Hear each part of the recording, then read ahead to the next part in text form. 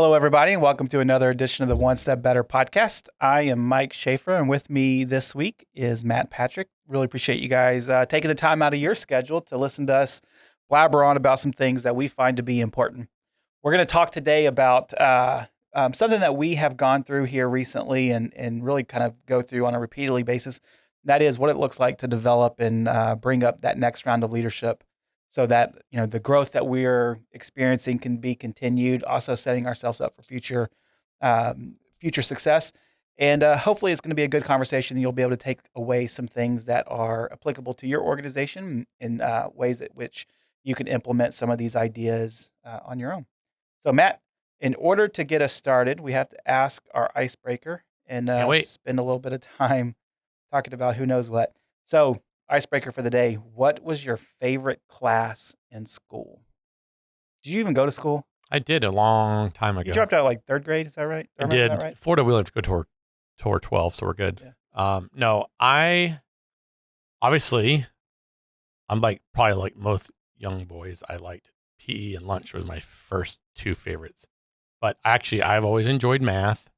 And then I always liked my history classes. I had a couple years of really good history teachers. Mr. Walker, are you out there? I enjoyed you. Good class. He taught me U.S. history and Western Civ, but whatever. How old were you then? I had him for 9th and 10th grade, and he also did geography with him. I did 3 years with him. So history and math probably wasn't him. What was your least favorite subject? Spanish was awful. I did not do good in Spanish. I hate writing. High school, I would assume. High school Spanish. Was not a big fan of English. I like to read. I like that part, but I did not like writing papers and that kind of stuff. It was not my grammar is not your strong suit. Yeah, still not, nor speaking intelligently. What's an adverb? What's the difference between an adverb and an adjective? Adverbs have ly at the end. That's all I remember. An adjective describes something. Yeah. Describes a noun. I didn't say I didn't get good grades in it. I didn't like it. No, I was a pretty good student in high school, and I was a really good student in college. But how about you? I enjoyed, of course, math. I like to do things that I'm good at, and I was always good at math, and so I enjoyed math. So you went to seminary? I did. I did a lot of math there. We had to count all the books of the Bible. That's right. I enjoyed science. How many books? 52 books? 66. I enjoyed. What denomination is that? No, I'm just kidding. Depends upon which Bible you have. Right? I also enjoyed science. Chemistry stuck out. I really enjoyed chemistry. I had Miss Luster at Bolton High School for my 11th grade year, and she was a phenomenal chemistry teacher. I enjoyed. I like balancing chemical equations. It's such a nerdy thing. It's math. It's math. It's kind of mathish, and so I enjoyed that. I hated biology though. I hated biology too. Not all science. I liked physics. I liked physical science. I met my wife in chemistry class in college. Really? Yeah. I never took physics. I took physics in high school. I liked it. We had to drop an egg from off the bleachers and see if it broke, and we made model airplanes. In high school you did that? Yeah, it was pretty neat. My kids did that in 4th grade. Yeah, but we had to build something ourselves. No, you didn't. Your parents. You did. I thought that was the coolest thing ever. You built it for your kid. I think it was 4th or 5th grade. It made bubble wrap. But Cameron came home and was like, "All right, we got a project to do." And you did a project for him. To drop an egg, and I got into this so much. And did you use bubble wrap? No, I didn't. So the rules were you had to have a window you could see the egg. You have to be able to see the egg from the outside. You can use rubber bands, you can use straws, and you can use, I think, a tissue box. Yeah. But not just a tissue box. And that was it. That's the only material you had to use suspension with the rubber bands. And I created such a cool little caddy with the rubber bands, and then the straws were going to give it some flex. Yeah. Because you can't create it rigid, engineering. You did really good on that project. Mike, what was your grade on that project? I did. I nailed that one. Yeah, I got an A in 3rd grade science. I love crushed stuff like it. that. I did too. It's like Lego. I like Legos, and I don't like them. They're okay now. They're so big. I have so many adult Lego sets. That's in 15.5. I saw it. We always your post the hobby, the task, or the. I like doing Legos. I do. I love building. You have a Millennium Falcon. I'm not a big Star Wars fan. Yeah. What's your biggest one? We have the Disney Castle, which is Yeah, my kids do that pretty one. big. I do all the cars, so I have, all the big cars. Uh, I like it because nothing in my life has an instruction Mindless. book, Oh, and Legos have an instruction book. Step 1, step 2, step 3, step 89, you're done. And I really like you just like to IKEA? chill out. I do like IKEA. I Their instruction book sucks. I do not think that they're that bad. Oh, Yeah. you must speak Swedish or whatever they like put them in. Guten Tag. Broken English is good. It's like They when have you. pictures of like little cartoon characters. I hate all that stuff. I like I like buildings. putting stuff together, but not that. Yeah. Math, chemistry, probably my favorite subjects. I also I did not like history. We did world religions in my senior year of high school. That was really cool. I like that class. You went to a private school, I right? did. All through high school. Yeah, we had, it was Christian based curriculum. And so I had world religions, which was a pretty cool class. The same teacher taught us economics. We had to create a little business. This was my senior year of high school. We had half the year was economics, half the year was world religions. Yeah. Maybe that's not true. Half year world religions. The same teacher taught both classes though. Yeah. But it was great. I liked that. We did a junior achievement thing at that point and learned how to create a business and we sold like jelly beans or something. I don't know. It was cool. I had fun. I never got to do that. I did see other people that got to do that. And I was always a little bit jealous that they got to kind of create their own, or even like there's like an investing project that you can we did do that through. One too. Junior achievement had that too. It was a junior achievement. Yeah. Mm-hmm. I never got to do that, and I was always jealous. I took fake $20,000 invested in the stock market, right, and then I think I would have lost all my. You bought all your Bitcoin, and then I didn't buy all the Bitcoin. Then I should have put it all in Apple and see how that worked out. Apple, I don't know if Apple was doing okay at that point. Yeah. So. Yeah, I took accounting my junior or senior year of high school and did really well on that.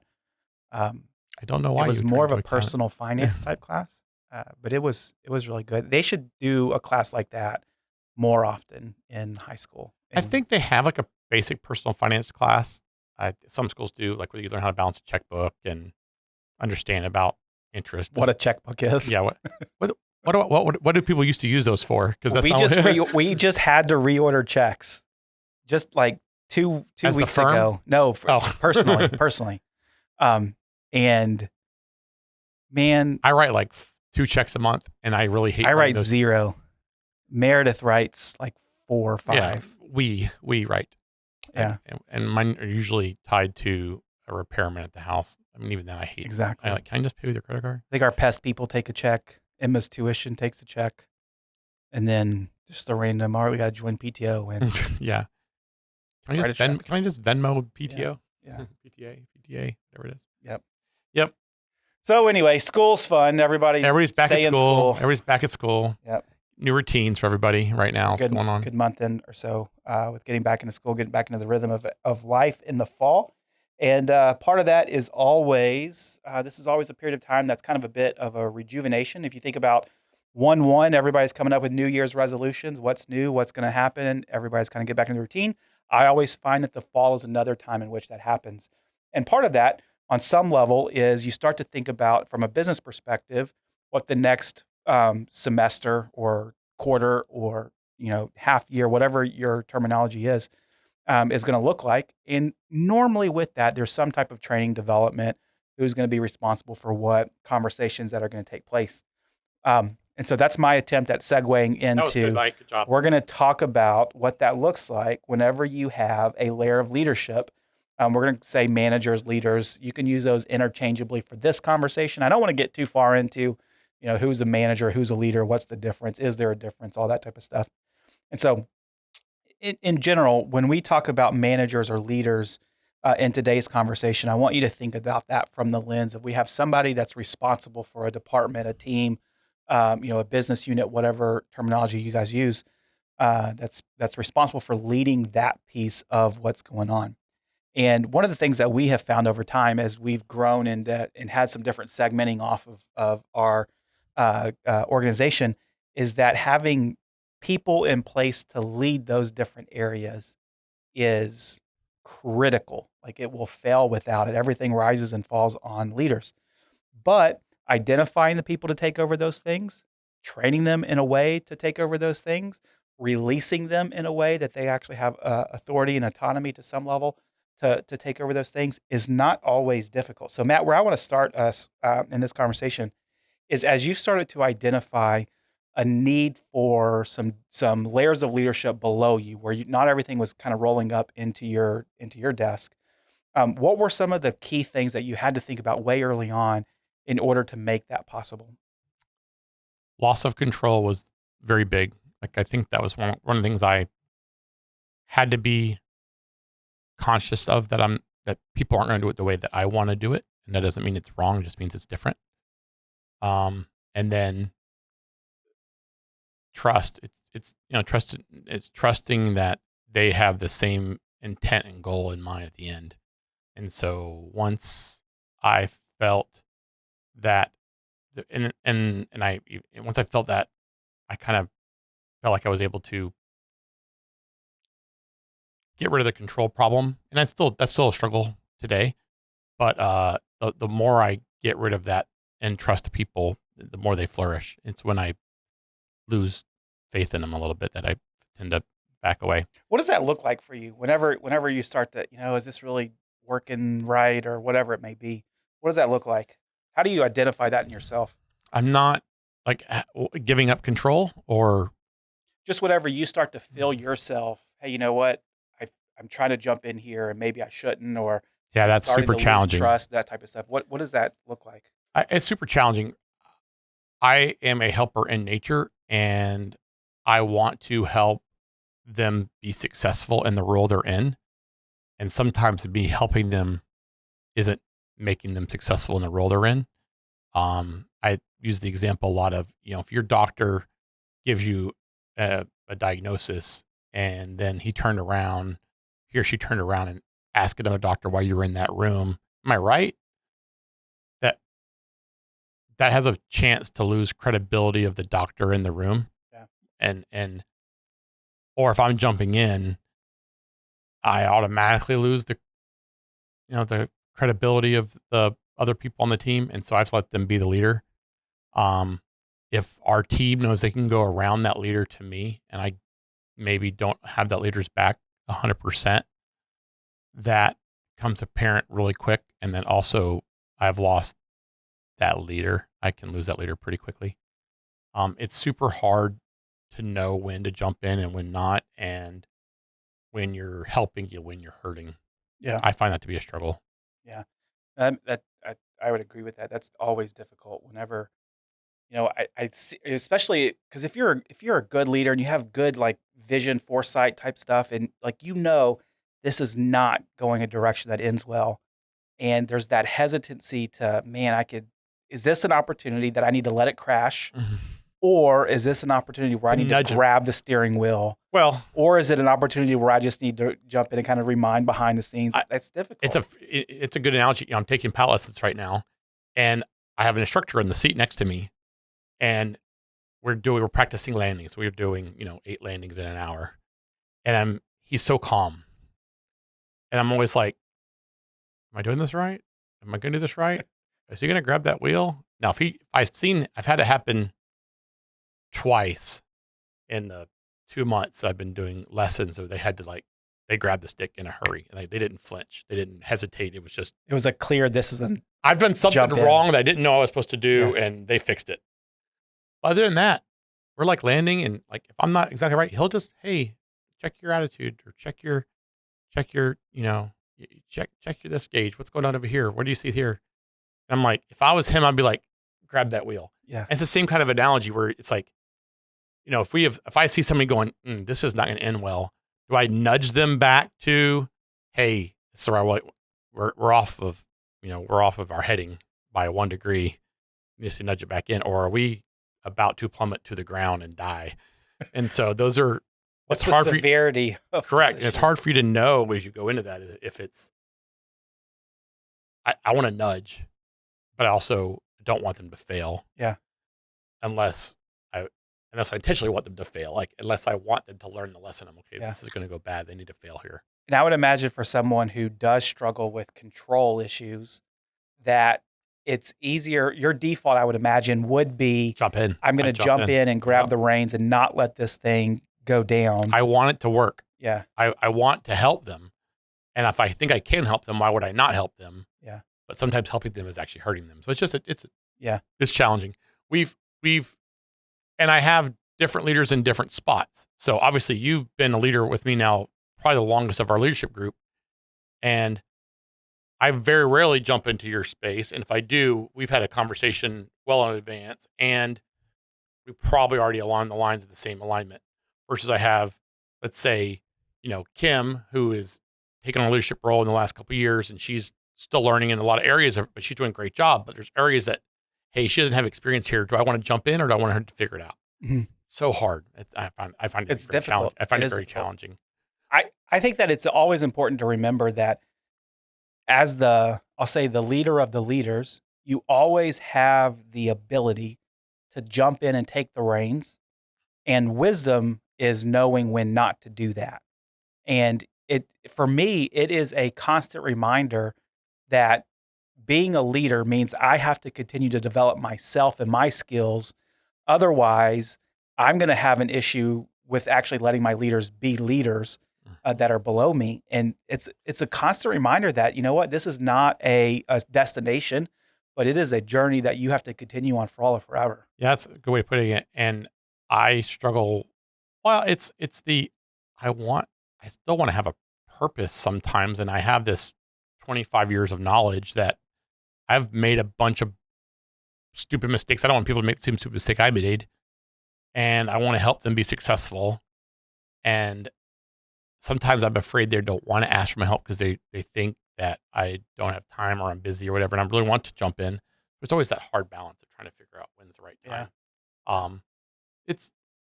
Luckily, I think our leaders do a good job of telling me, hey, it's time. I've got this. Don't worry about it. Or I need some help. And that makes it clearer for both of us. Yeah. I do wish that people would say, hey, you're meddling. Get out of my space a little bit more. And I'd say, okay. Yeah. Yeah. But then don't cry. The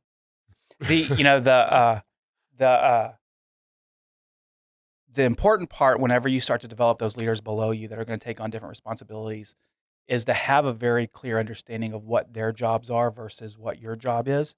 And so, if I'm going to have some, let's pretend like I'm, back to my fictitious company, Fictitious Delicious, the baking, the bakery.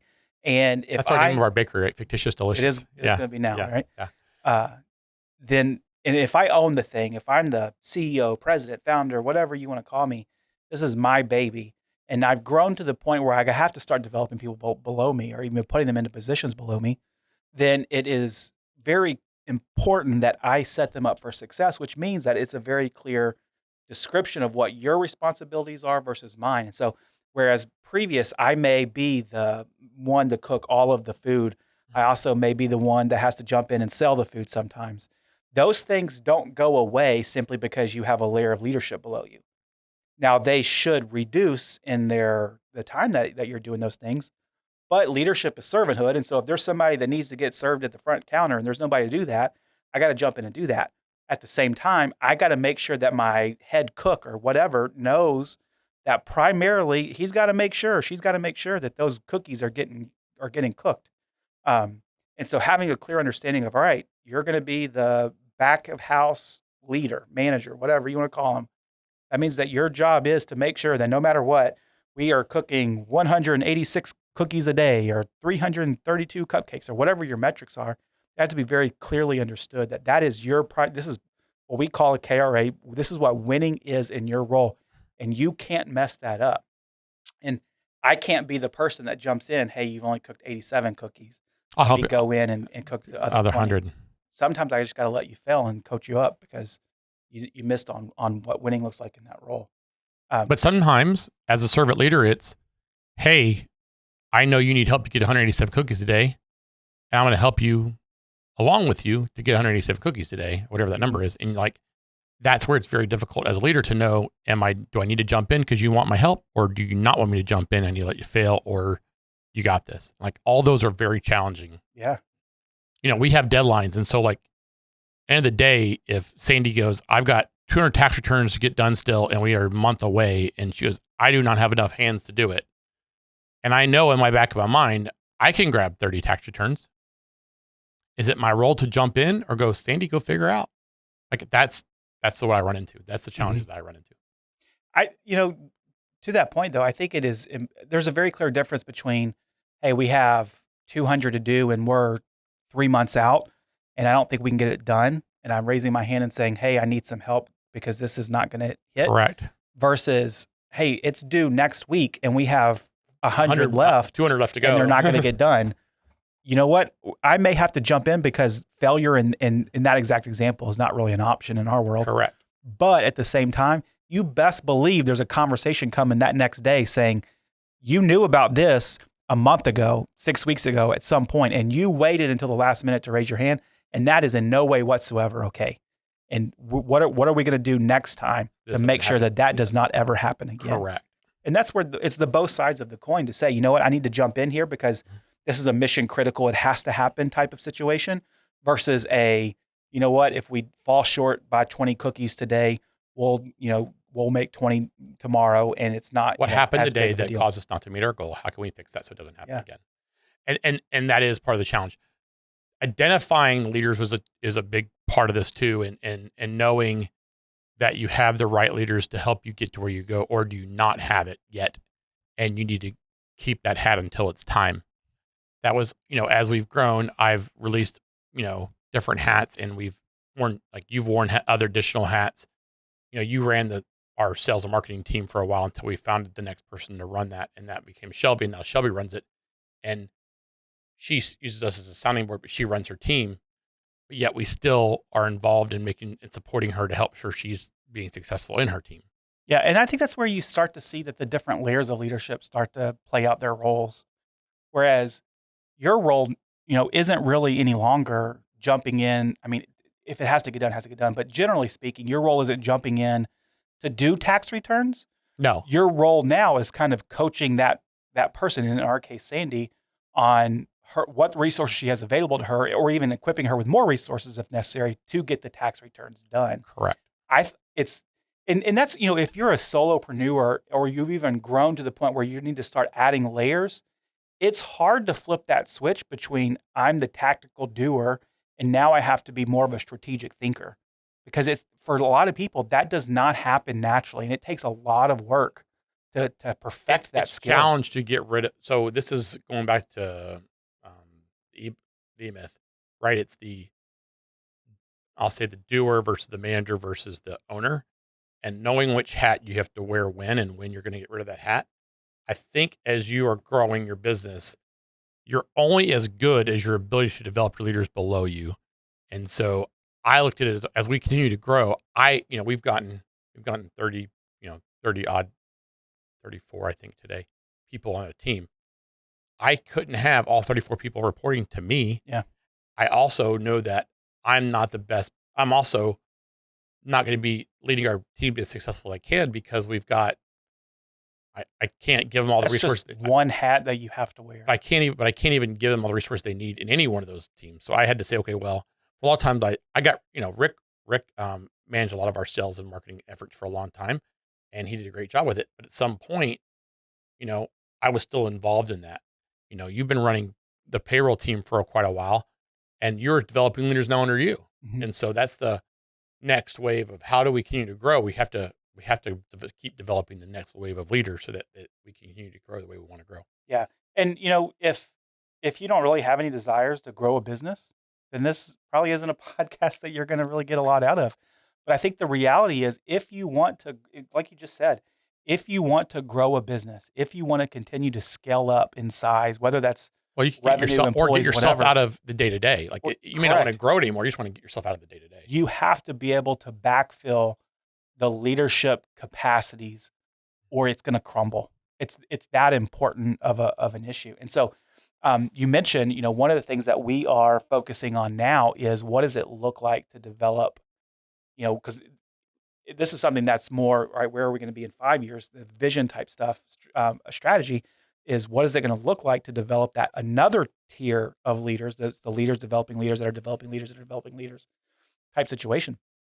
And in a perfect world, if you could orchestrate, all right, this is the type of characteristics, or these are some of the character qualities that a person would have that you would think, you know what, that's going to be a really strong person in your organization? What are some of those qualities and This is characteristics? easy, Mike. It's my 5 values. No, I mean, it really is. I mean, our values are our guide. And Yeah. so we've developed our values with the idea of this is what we think makes you successful here. And if you're successful here, I think you can be a good leader here. And so I'll start with own it. Owning it is one of our primary values. It means it's, hey, I'm going to make sure this stuff gets done, and challenging it. I want to make sure that our processes get reviewed on a regular basis to make sure that we're doing things the best way we can. Passion for our purpose. We know what we believe in and we know what we want to do. We're all trying to go in the same direction. Team first. We put our team, around as a priority over everything else we do. And empathy for others. We want to walk in everybody else's shoes and make sure that we understand what they're going through so we can help them be successful. Those are our values. And so we are coaching our people to live those values, and we're coaching them to uh, um, treat their clients the right way and to, do the work with those values in mind. They're going to be successful here. And that means they can be a good leader here. Yeah. What does it look like um, as you think about, adding that layer that is going to be responsible for owning in our world, owning it, where, you know what, if there is an issue, they're gonna handle it fully. But even, if there's not an issue and everything's going great, they're still actively owning Mm-hmm. things. So, and it kind of ties into that challenge, to where everything's going great, but that doesn't mean that we're gonna, settle in on It's things such a going hard great. balance, right? Yeah. From a leadership perspective, what is that? How much time should I be spending on strategy versus tactical As a leader, as a leader? I in my reading, they would tell me I'm like 80% strategy, 20% tactical as in my role. Mhm. I think the farther down the chain is probably the percentages get a little skewed. I would think that in an ideal world, um, in a leadership position in our firm, I would think probably it's 60-40 tactical to strategy still. Um, and maybe that's a little high. Maybe it's 75-25 tactical to strategy, but I feel like strategy needs to be a part of that's the challenging it part of our world. Um, owning it for me just makes sure, like you said it, if somebody comes to our door and Rose had to step away, I would expect someone to greet that person. Hey, how are you doing? Great to see you. What can I do to help you? Oh, you're here to pick up payroll? Great. Let me go get that for you and help them. Or, you know, I just expect us, if somebody sees a piece of trash on the floor, I hope them to pick it up. And that's my expectations. I think that's the idea of owning it. We're going to do whatever it takes to get the job done that day. What about, so if you have some new leaders that are coming in, what are the critically important things to get right off the start? Let me rephrase this another way. Where are the areas that you find that new leaders fail in the most? Trust, trusting, trusting the team, trust but verify the team. Like you making sure that you're not delegating the responsibility. You're not abdicating the responsibility of getting the work done. You're delegating it. And so you're still holding your team accountable. But at the end of the day, it's your job and your responsibility to get the work done. But it's your job. You're not just, it's not blind trust. You can't just be abdicating that responsibility. I've delegated to you. You're going to do it. You've got it. You got to Follow hold. up with it. Yeah. But that trust piece is super hard. Yeah. What about you? I find communication, Yeah. That's, it kind of ties into that a little bit. Um, Lack of clear expectations. Let's pretend, for yeah. example, that I was going to put somebody in place to lead our payroll team, and if I just said, "Hey, you know what? Go lead the team," and that's really it. There's no clear expectation of what that actually means or what that actually looks like. I'm setting them up for failure, and Or not. You're setting them up for failure, but they may not fail.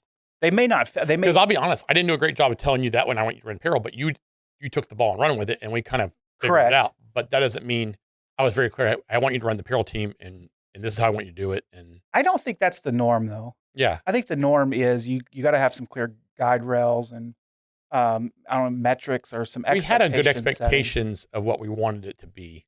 Even in the very beginning, it was, hey, we want consistency between clients. We want to have it routine. We want to teach our clients to be successful. We want to use the system as a philosophy of how we were going to run the business. Correct. That was not maybe written down, but it was clear what we wanted to happen. Yeah.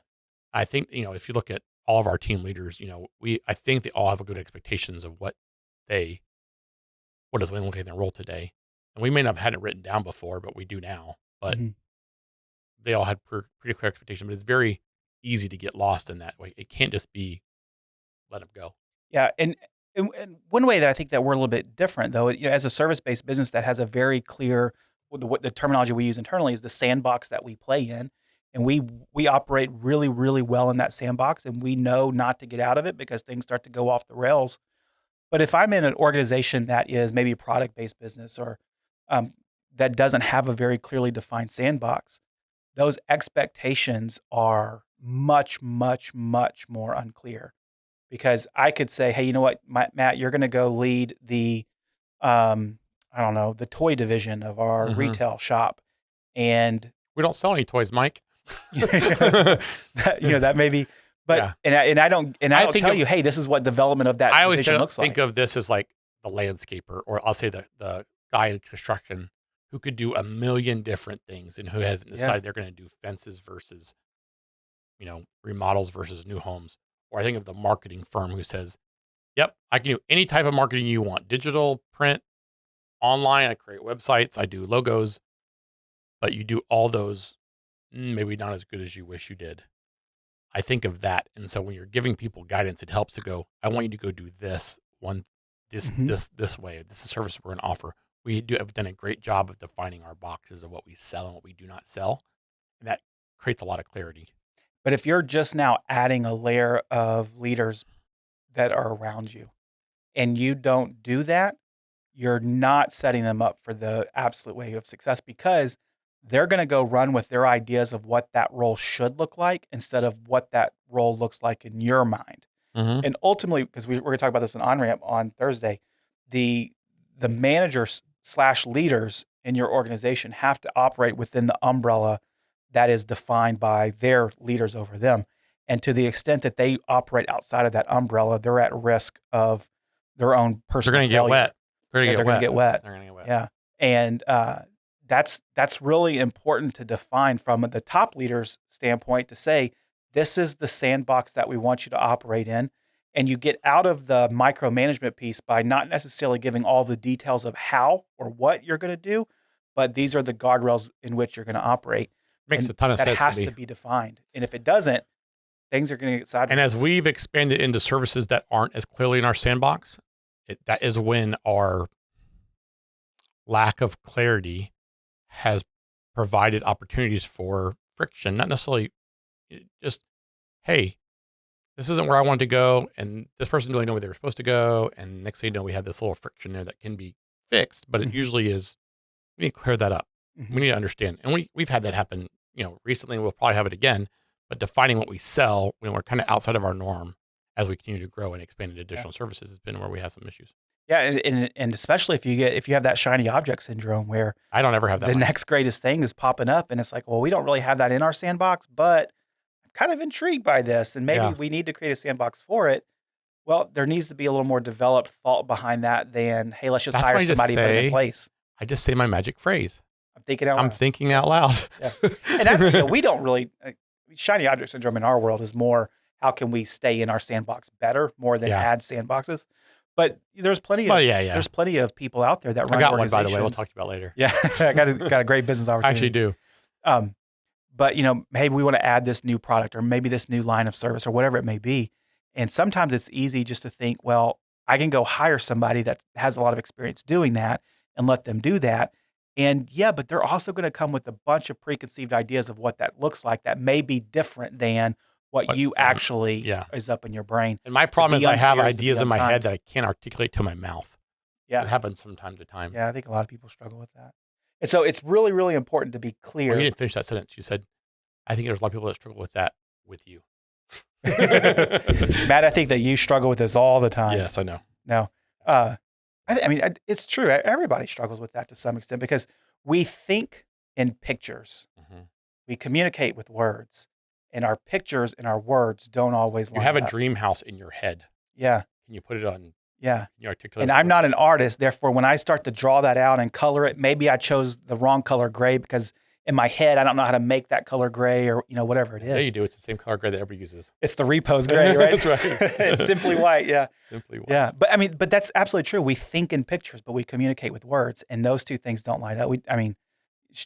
Goodness gracious. I have a lot of experience talking about this type of stuff in like marital counseling type situations where, one spouse has this grandiose idea and their words are painting a completely different picture to their spouse, and their spouse is, all on board with going this direction. And the other spouse is saying, but wait, that's not really the direction, but that's what you said it was, but that's not what I meant it was. And that happens in business all the time. And so to be unclear is to be unkind. And that's why I think it's really important, especially if you are the leader that's being asked to step up into a leadership role.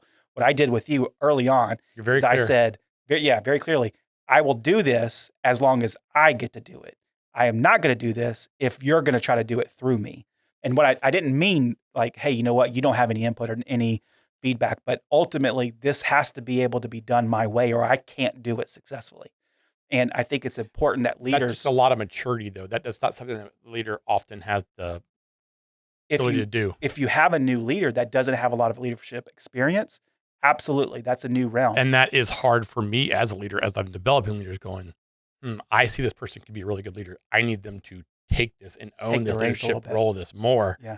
And go, I got this. Stay out of my way. Yeah. If they don't do that, I'm going to want to jump in. But if they do that, I'm happy to back and that's away. the push-pull of, hard. I need to trust you, but I need you to take the reins in order to trust you more. Until you do, I can't trust you. Correct. There's a tension. It's a rub there. Yeah. Yep. Yeah. And it's hard. And give a little, take a little. Give a little, take a little. And luckily I say what we do really well is we do communicate well with our leadership group. And I feel like I communicate well with each of my leaders. And I feel like I'm open enough to say if something's not happening where I want them to say something to me. I think they all have the ability to do that. Trust. Yeah. Yeah. Patrick Lencioni talks about in 5 Dysfunctions. You got to trust the people around you and speak, raise your hand, speak up, and whenever something's going sideways. Yeah. I think everybody knows the intent. That's why I feel like it's good. I think that one of our strengths is I feel like the intent of we're all in this together, trying to go in the same direction helps a lot. Yeah, absolutely. Absolutely. So, there's a lot of other stuff that we could talk. I got stuff written down here that we just aren't going to have time for.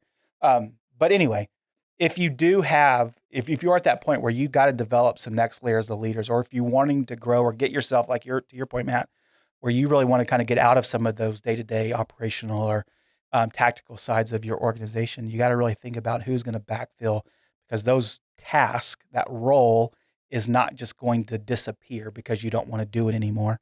It's going to have to be filled by somebody else. And to the degree that it doesn't need to be filled by somebody else, then really, why are you doing it? Right. But that's a conversation for another day.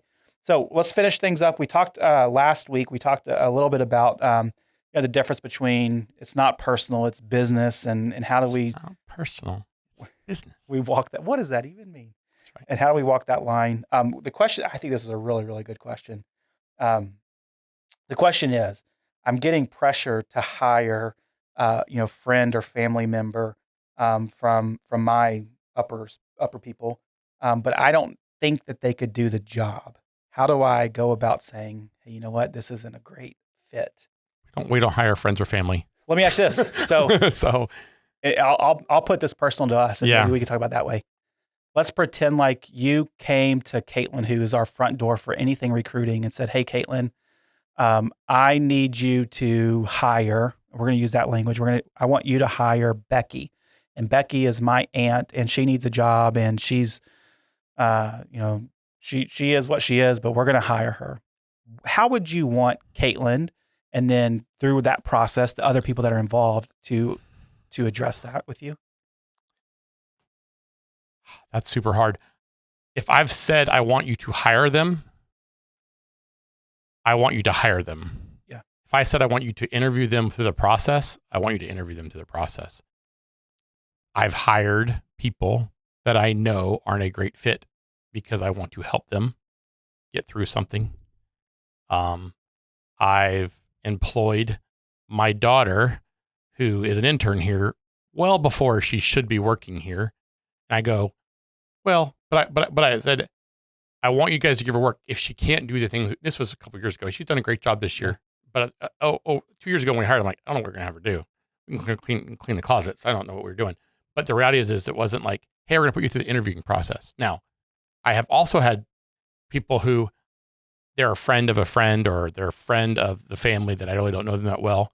They've applied for a job and I go, I don't know this person in the work environment. I want you to put them to the normal paces. And I think that's fair to the person who I'm hiring as Sure. well as to our team. That's a different answer. And we've disqualified a lot of those people. And it was just because, hey, they weren't a great fit for the job. If I'm getting, like, let's say it was my mom's, friend who is my mom, long-term friend, and my mom referred us to and said, this lady, you need to hire this person. It's awkward for me as the owner. At some point I might tell my mom, hey, we don't have a spot for her, or hey, this person's not going to be a great fit.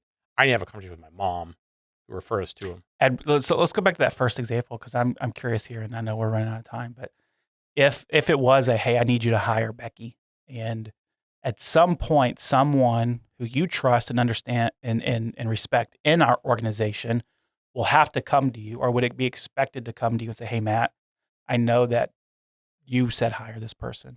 There's 0% chance that this is going to go well. How do you want that conversation to happen, or how should that go? Like that. Yeah. Like that. I'd want somebody I trust and it probably needs to come from the right person with a bigger perspective than, someone else. I'm just mad at you for trying to push somebody through. Yeah. Correct. That's a tough place to be. I don't know if I've ever had that situation come up for me personally, but I would say I would expect my team to kind of I would expect my team to step up and say, hey, this is a bad idea. And we've had that happen before, where I've had the idea that maybe hiring a spouse or hiring a friend of somebody, like, we're going to lose 2 employees when we lose 1 if that doesn't work out. And don't like that. That's not a good answer for anybody. But also it just puts us in a very awkward position that we need to hire people for the right reasons.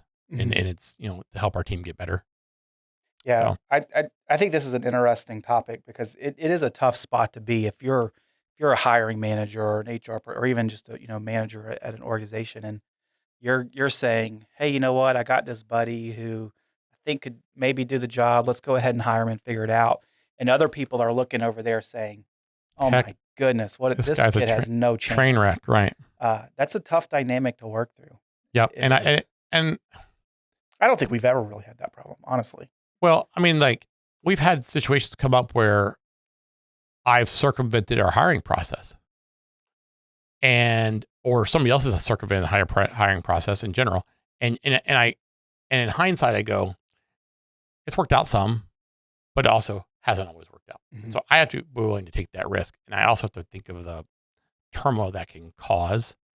I don't think I've had that any time recently where I feel like it was tumultuous, but but also at the same time, the other people have to understand that this isn't the only process that we're going to hire people off. We're going to do this 99% of the time, correct, which isn't 100. And when that 1% pops up, it pops up, and that's got to be correct to some degree, okay, because this place is still called Patrick Accounting. Is it? I've almost pointed back here thinking that it's going to be there. Better or something. If you're watching on YouTube, just ignore that part, right? So anyway, it's an interesting topic, interesting idea. So if you guys are out there listening, we really appreciate you taking the time to talk to us today. If you have any questions about anything that we're talking about, or if you even have some managers or leaders that are struggling to take those reins from you and you need some help talking about it, or if you just really want somebody to bounce ideas off of, this is something that we really, if you can't tell, Matt and I really enjoy talking about. And so give us a call, send us an email. We'll be glad to help. Thanks, everybody. Y'all have a great day.